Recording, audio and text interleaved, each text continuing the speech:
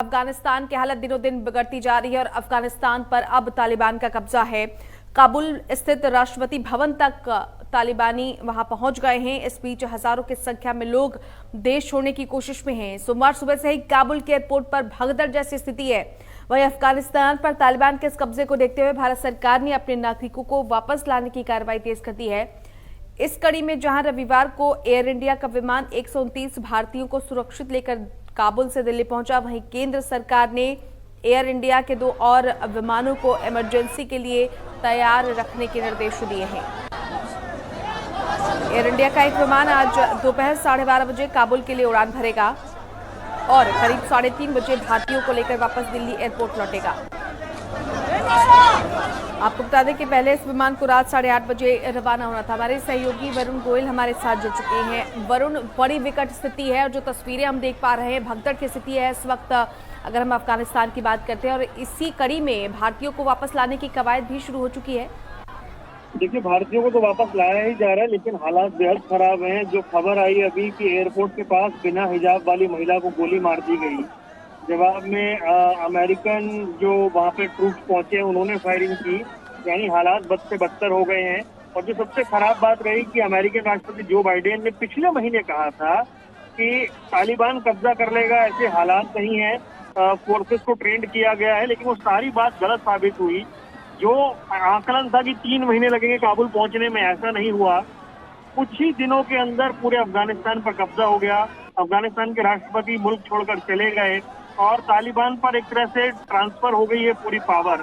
और अब जो हालात दिख रहे हैं, हालांकि बार बार तालिबान के प्रवक्ताओं का ये कहना है कि जो जाना चाहते हैं उन्हें जाने दे रहे हैं, लेकिन एयरपोर्ट पर बदहवासी के हालात हैं। भारतीय जो विदेश मंत्रालय है वो पूरी तरह सतर्क है। पहले ही कई काउंसुलेट जो थे उन्हें खाली करा लिया गया था, कई इंजीनियर्स को वहां से निकाल लिया गया था। लगभग 2200 करोड़ रुपए की परियोजनाएं भारत ने वहां चला रखी थी, लेकिन अब सबको तुरंत वहां से लाया जा रहा है। एक ट्रेन कल आ चुका है और जो कुछ ऐसे अफगानी नागरिक भी हैं जो आना चाह रहे हैं, लेकिन कुछ टर्म कंडीशन के साथ वो कल लौटे हैं। कुछ सांसद अफगानिस्तान के कल आए हैं और आज एक और प्लेन जा रहा है लेने कुछ लोगों को। तो हालात बेहद खराब हैं काबुल के, ये मानना पड़ेगा। अफगानिस्तान वापस 20 साल पुराने दौर में पहुंच रहा है। हालांकि बार बार तालिबान अपने इमेज मेकओवर में लगा हुआ है, लेकिन तालिबान जिस तरीके का उसका रवैया है, जिस तरह के दुर्दांत वो क्रूर उनकी काम करने की शैली है, उसका खतरा है। और यही वजह है कि एयरपोर्ट पर इतने बुरे हालात हैं, इतने भगदड़ वाले हालात बने हुए हैं। अमेरिकन ट्रूप्स पहुंचे हैं अपने लोगों को निकालने के लिए, लेकिन वो भी इतना आसान फिलहाल नजर नहीं आ रहा है। वरुण, चूंकि हालातों पर विश्व के तमाम देशों की भी नजर है, आज एक महत्वपूर्ण बैठक भी होनी है जिसकी अध्यक्षता भारत कर रहा है। क्या लगता है आपको कि जिस तरीके की तस्वीरें अब सामने आ रही है और जो भगदड़ का माहौल है, जो बदहवासी का आलम है, इसके मद्देनजर विश्व के जो अन्य देश हैं, क्या इस दिशा में कोई कदम उठाया जाएगा? क्योंकि अफगानिस्तान के राष्ट्रपति आप जानते ही हैं कि देश छोड़कर चले गए हैं और राष्ट्रपति भवन तक में तालिबानियों का कब्जा है। देखिए, हामिद करजई, अब्दुल्ला ये सभी लोग बैठक जो है वो करने वाले हैं, लेकिन इससे ऐसा कोई रास्ता निकल आया कि तालिबान हट जाए, ऐसा होगा नहीं, क्योंकि तालिबान का पूरे मुल्क पर कब्जा हो चुका है। अब देखना ये है कि जो तालिबान ने 20 साल पहले किया था वो वैसा ना करे। जितने काउंसुलेट हैं, जितनी एम्बेसी हैं, उनको नुकसान ना पहुंचाया जाए, दूसरे देशों के नागरिकों को तंग ना किया जाए, उन्हें आराम से निकलने दिया जाए। इस तरह का एक दबाव बनाने की कोशिश हो सकती है। हालांकि भारत समेत कई मुल्क ये साफ कर चुके हैं कि जो सरकार जो तालिबान में आ रही है उसे मान्यता नहीं दी जाएगी। जो अफगानिस्तान में बंदूक के दम पर जो पावर ट्रांजिशन हुआ है उसे मान्यता नहीं दी जाएगी, भारत ने पहले ही स्पष्ट कर दिया है। लेकिन पाकिस्तान का जिस तरह का सपोर्ट तालिबान को है, और उससे चिंता ये बढ़ गई है कि अगर तालिबान मजबूत होता है तो फिर चरमपंथी आतंकवादी जो है कश्मीर में उन्हें एक्टिव करने की कोशिश हो सकती है।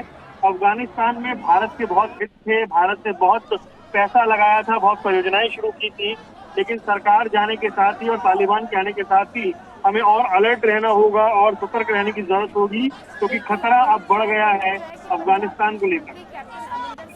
चिंता भी जाहिर कर रहे हैं और कह रहे हैं कि इससे पाकिस्तान और चीन को काफी हद तक मजबूती मिलेगी और जिस तरीके से पाकिस्तान आतंक समर्थक है उसको और शह मिलेगी और वो ऐसे लोगों को और ज्यादा शह देगा।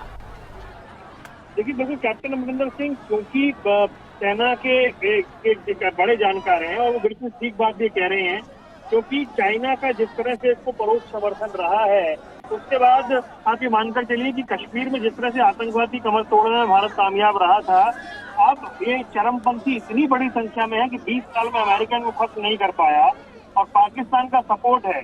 और पाकिस्तान के सपोर्ट के बाद अगर ये भारत में ऐसी कोई गतिविधि करना चाहेंगे तो जो कश्मीर में हमने हालात पर काबू पाया उस पर हमें और अलर्ट होना होगा और ध्यान देना होगा और सतर्क रहने की जरूरत होगी।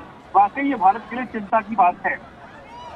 चलिए वरुण, बहुत शुक्रिया आपका इस तमाम जानकारी के लिए। लेकिन लौटेंगे हम आपके पास और इस बड़ी खबर पर हमारी नजर लगातार बनी हुई है। तस्वीरें भी आप देखिए कि किस तरीके से बदहवासी का आलम है इस वक्त अफगानिस्तान में। महज ये काबुल की तस्वीरें आप देख सकते हैं, लेकिन इसके अलावा आप सोचिए कि पूरे अफगानिस्तान में इस वक्त माहौल कैसा बना हुआ है।